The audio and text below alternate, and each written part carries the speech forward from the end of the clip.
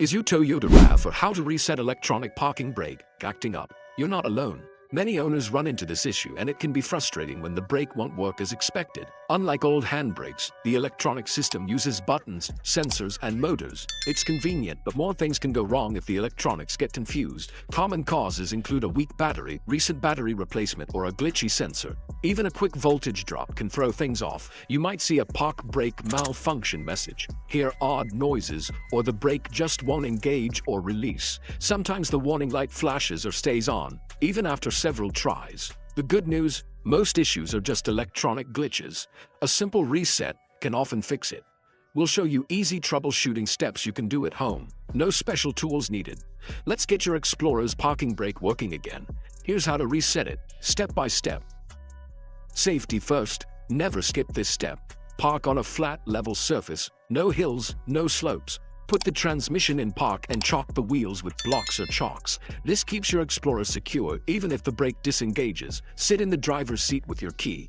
Ignition on, engine off. This powers up the electronics without risking movement. Make sure all doors are closed. Familiarize yourself with the brake pedal and EPB switch, usually near the gear selector.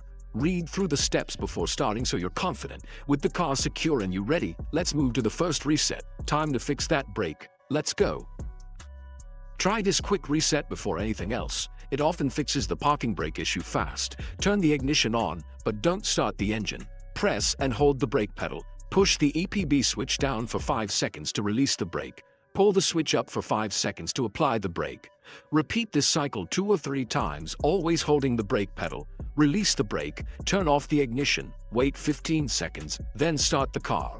If the warning light is off, you're done. If not, try the next method. If the basic reset didn't work, try service mode. Turn the ignition on but keep the engine off so the dashboard lights are on. Press the accelerator pedal all the way down and hold it. While holding the pedal, press and hold the EPB switch in the release position.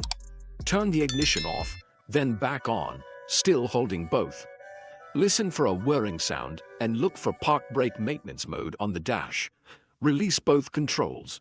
To exit, press the accelerator and pull up the EPB switch together until the system resets. Still stuck? Disconnect the negative battery terminal for 15 minutes, then reconnect. Start the car and test the parking brake. If it's still not working, contact a mechanic for help.